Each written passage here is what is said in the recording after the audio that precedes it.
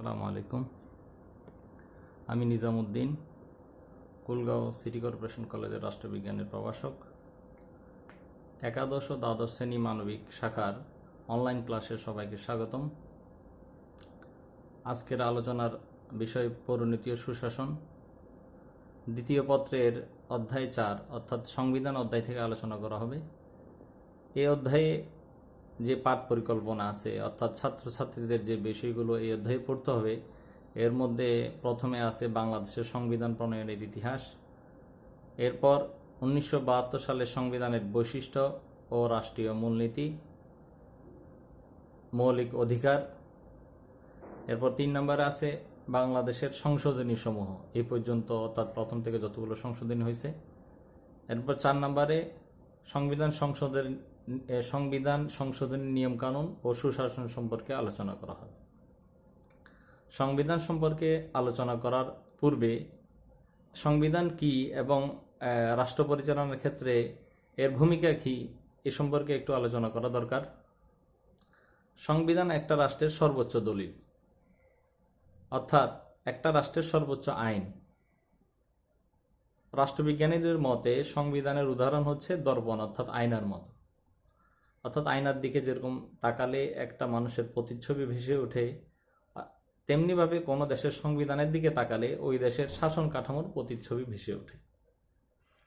বাংলাদেশের সংবিধানও ঠিক তেমনি, শুধুমাত্র আইনই নয়, বাংলাদেশের ভৌগোলিক সীমারেখা কি হবে এখানে বর্ণনা করা আছে।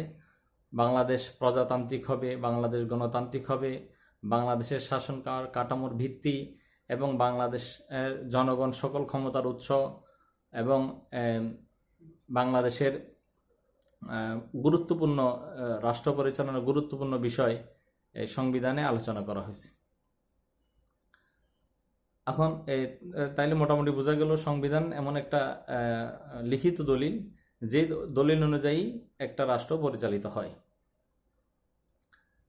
তো আমরা এখন বাংলাদেশের সংবিধান প্রণয়নের ইতিহাস সম্পর্কে একটু আলোচনা করে নিই। অর্থাৎ 1972 সালে বাংলাদেশ স্বাধীনতা লাভের পর সবচেয়ে বড় চ্যালেঞ্জ ছিল একটা ফলপ্রসূ সংবিধান প্রণয়ন করা। যেহেতু 1947 সালে পাকিস্তান ভাগ হওয়ার পরে, অর্থাৎ বাংলাদেশ যখন পূর্ব পাকিস্তান হিসেবে পরিচিত ছিল, তখন যে কেন্দ্রীয় নেতৃবৃন্দ ছিল পাকিস্তানের, অর্থাৎ পশ্চিম পাকিস্তানিদের সংবিধান প্রণয়নের ব্যর্থতা আমাদের সবারই জানা আছে। এই জন্য এক্ষেত্রে এটা একটা বড় চ্যালেঞ্জ ছিল স্বাধীনতার পরপরই একটা ফলপ্রসূ সংবিধান তৈরি করা একটা রাষ্ট্রের জন্য। এই উপলক্ষে 70-এর নির্বাচনে যে গণপরিষদ, অর্থাৎ 70-এর নির্বাচনে যারা নির্বাচিত হয়েছেন সেই গণপরিষদের সদস্যদেরকে নিয়ে প্রায় ডক্টর কামাল হোসেনকে সভাপতি করে 34 জন সদস্য নিয়ে কমিটি গঠন করা হয় সংবিধান প্রণয়ন করার জন্য। তো সেই ক্ষেত্রে 10 এপ্রিল প্রথম অধিবেশনে এই কমিটি প্রণয়ন করা হয়। কমিটি প্রায় অনেক দিন পর্যন্ত, 3রা অক্টোবর পর্যন্ত অনেকগুলো কার্যকরী বৈঠক করে, বিভিন্ন জনের প্রায় 98টার মতো সুপারিশ গ্রহণ করে এবং 11 এপ্রিল খসড়া সংবিধান প্রণয়ন করে। তারপরে 12 অক্টোবর সংবিধানে বাংলাদেশ জাতীয় সংসদে, অর্থাৎ তখন গণপরিষদে, এই খসড়া সংবিধান উপস্থাপন করে। দীর্ঘদিন আলোচনা করার পর এই সংবিধান 4 নভেম্বর জাতীয় সংসদে সংবিধান গৃহীত হয়। এরপর বিজয় দিবসের প্রথম বর্ষে 16 ডিসেম্বর থেকে 1972 সালে 16 ডিসেম্বর থেকে এই সংবিধান কার্যকর হয়। তো সংবিধান সম্পর্কে যতটুকু আলোচনা করা হলো, এখন আমরা সংবিধানের একটা অবস্থান দেখি। বাংলাদেশের সংবিধানে কি কি আছে না আছে একটা চিত্রের মাধ্যমে দেখার চেষ্টা করি, তাহলে আমাদের বোঝাটা সহজ হবে। এই যে এখানে বাংলাদেশের সংবিধানের বিষয়বস্তুগুলো নিয়ে একটা ছক আঁকা হয়েছে, অর্থাৎ সংবিধানে কি কি আছে। প্রথমত সংবিধানের প্রস্তাবনা আছে, একটা সুন্দর প্রস্তাবনা, অর্থাৎ সংবিধান প্রণয়নের উদ্দেশ্য, এই সমস্ত এবং সংবিধানের প্রণয়ন প্রেক্ষাপট, স্বাধীনতা যুদ্ধের বিষয়ে আলোচনা করা হয়েছে। এরপর সংবিধানের প্রথম ভাগে প্রজাতন্ত্র সম্পর্কে আলোচনা করা হয়েছে। দ্বিতীয় ভাগে আছে রাষ্ট্র পরিচালনার মূলনীতি। তৃতীয় ভাগ মৌলিক অধিকার। তার চতুর্থ ভাগ নির্বাহী বিভাগ। পঞ্চম ভাগ আইনসভা। ষষ্ঠ ভাগ বিচার বিভাগ। সপ্তম ভাগ নির্বাচন। অষ্টম ভাগ মহা হিসাব নিরীক্ষক ও নিয়ন্ত্রক। নবম ভাগ বাংলাদেশের কর্ম বিভাগ। দশম ভাগ সংবিধান সংশোধন সম্পর্কে এবং একাদশ বিভাগ বিবিধ বিষয়ে আলোচনা করা হয়েছে।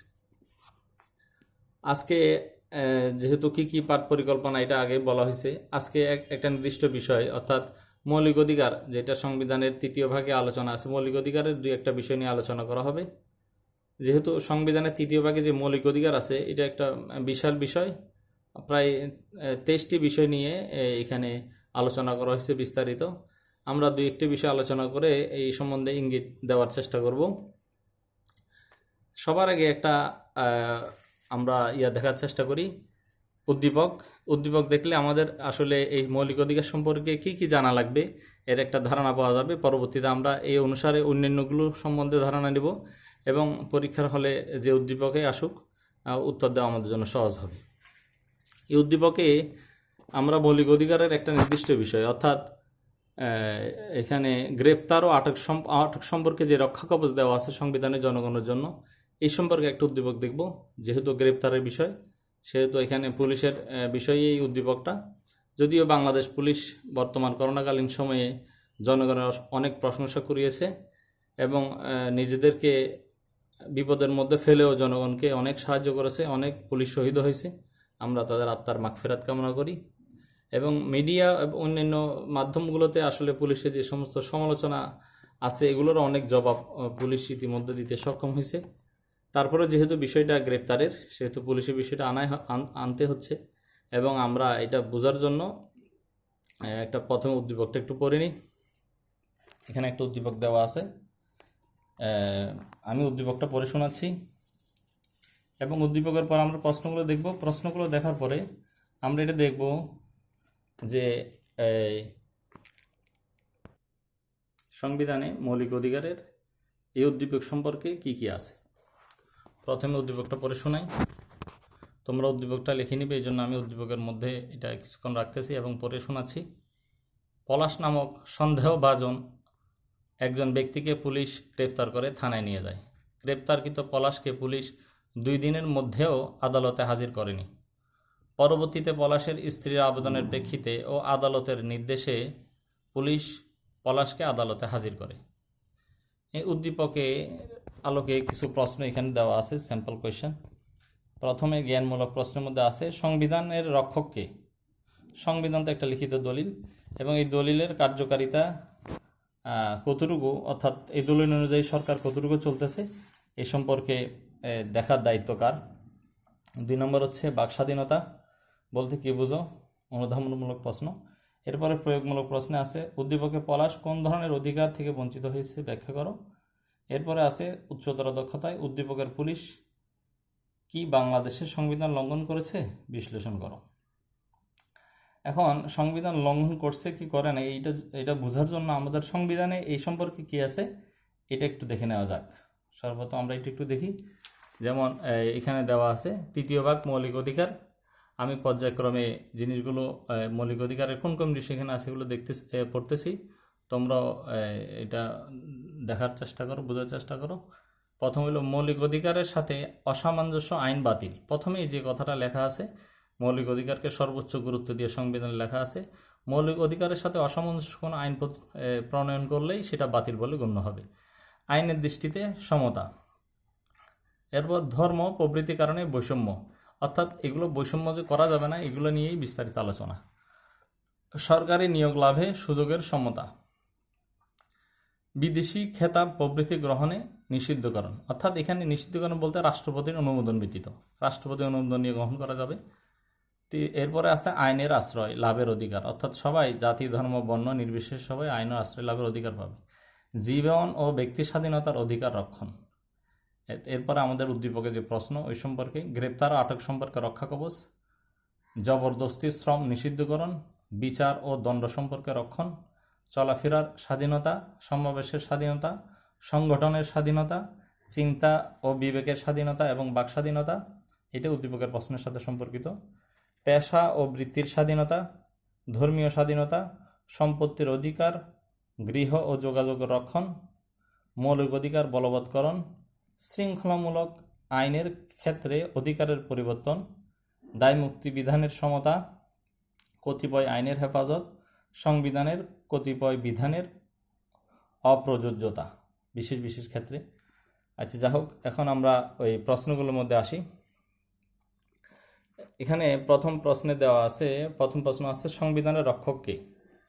অর্থাৎ এখানে সংবিধান প্রয়োগ হচ্ছে কি হচ্ছে না এটা দেখার দায়িত্ব হচ্ছে সংবিধানের, এই দায়িত্ব দেওয়া আছে সুপ্রিম কোর্টকে।